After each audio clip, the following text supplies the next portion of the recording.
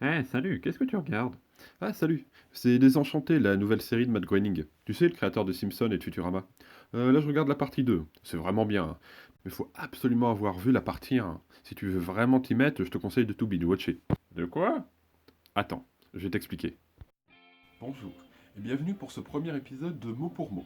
Le principe, il est simple. Dans la vie de tous les jours, on entend parfois des mots anglais ou qui sonnent anglais au beau milieu d'une conversation entre amis ou au boulot. Pas certain de ce qu'ils veulent dire, vous vous retrouvez à discuter de sujets que vous ne maîtrisez pas. Vous pouvez même vous retrouver à accepter des choses délirantes que vous n'auriez jamais acceptées sinon. Cette émission a pour but de vous aider en trouvant des équivalents français à ces mots anglais afin que vous puissiez les réutiliser au quotidien. On peut modifier et même créer de nouveaux mots. Le plus important, c'est l'utilisation que vous en aurez. C'est vous qui avez le pouvoir des mots. T'as compris? Eh bien, c'est parti pour ce premier épisode de Mot pour mot. Je sais pas comment te dire ce que je peux pas écrire. Faudrait que j'invente des mots qui n'existent pas dans le dico. Pour cet épisode, commençons avec un mot qu'on entend régulièrement entre amis. Il s'agit de binge watch. Et toute sa famille, comme binge watcher, binge watching et même binge viewing. Pour notre aventure de quelques minutes, on va analyser rigoureusement le mot en anglais afin d'en avoir la meilleure définition possible. Ensuite, on passera au mot français. C'est parti? Commençons par l'anglais.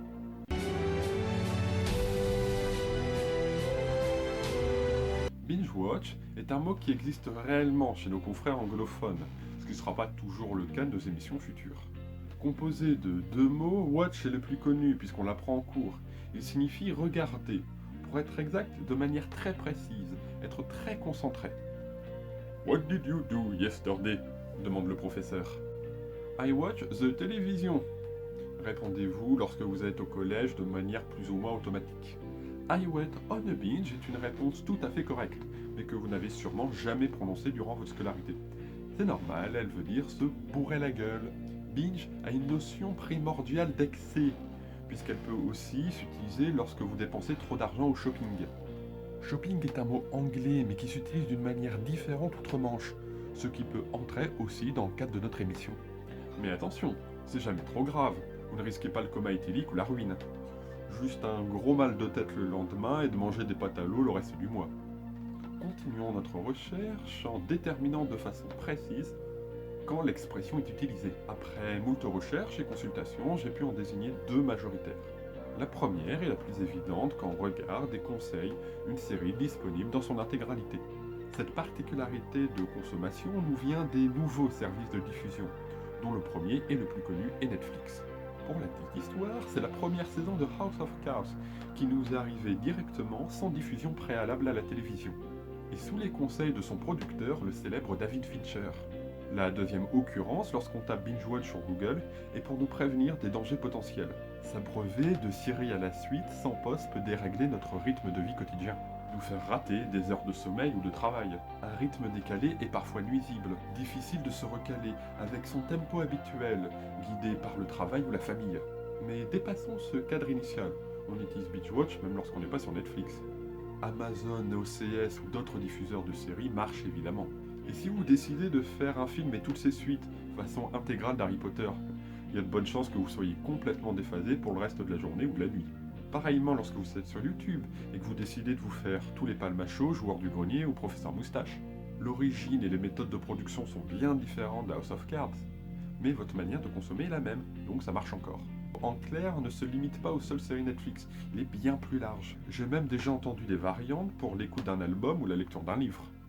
Je pense qu'avec ça, on en sait suffisamment afin de trouver une définition précise. Donc, binge-watcher, action de consommer de manière excessive un produit culturel. On peut donc dorénavant passer au mot français.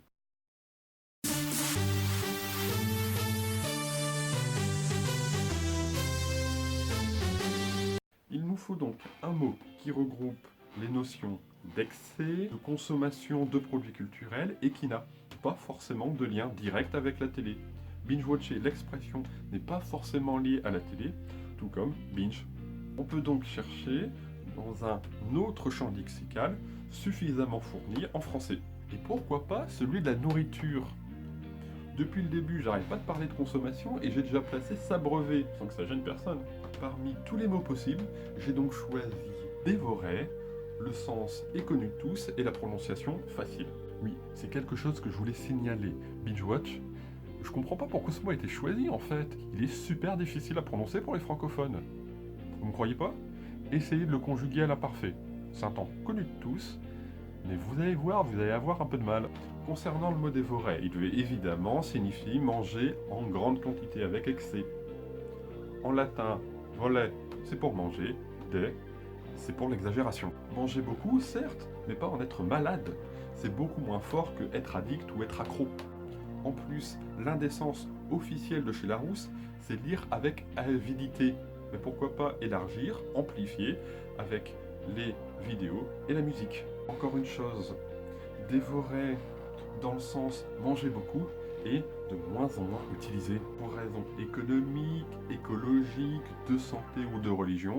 Choisissez votre préféré, ici on ne juge que les mots, pas les personnes. On ne mange plus sans regarder son assiette. Même les plats les plus gras et les plus consistants comme les kebabs ou la raclette, on fait plus attention aux ingrédients ou aux personnes avec qui on va partager, voire même à la photo Instagram. En clair, c'est un mot compréhensible, disponible et connu de tous.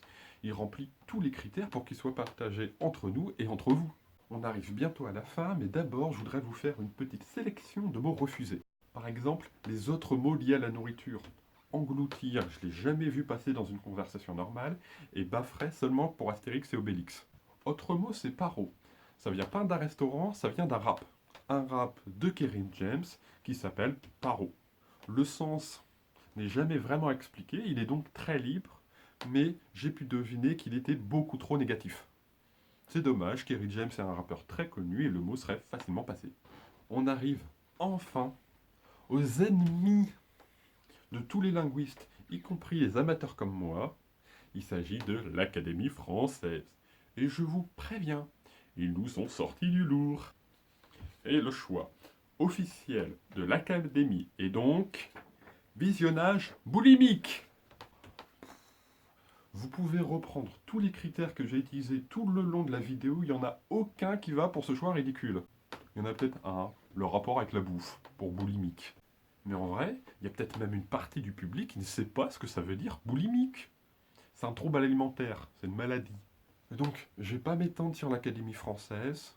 D'autres personnes bien meilleures que moi l'ont déjà fait. Mais concernant ce choix, 1, c'est peu connu. 2, c'est trop grave, inapproprié et respectueux pour les personnes soit qui regardent Netflix, soit les vrais malades. 3, c'est implaçable dans une conversation normale. L'explication est simple. Pour l'Académie française, la langue, c'est quelque chose d'une élite, leur élite, qu'ils ne peuvent se partager qu'en écrivant des livres, uniquement pour les génies qu'ils se croient être. Alors qu'au contraire, la langue, ça vole, ça virevolte, ça change tout le temps. Et c'est surtout la chose la plus égalitaire, partagée entre tous les Français. Et que, à travers cette vidéo, je souhaite partager avec vous. Voilà, on en a enfin fini. J'espère que la vidéo vous a plu. N'hésitez pas à vous abonner, à appuyer sur le petit bouton cloche juste à côté et aussi, surtout, à écrire dans les commentaires, notamment des mots que vous voudriez que j'analyse pour vous. Sur ce, au revoir.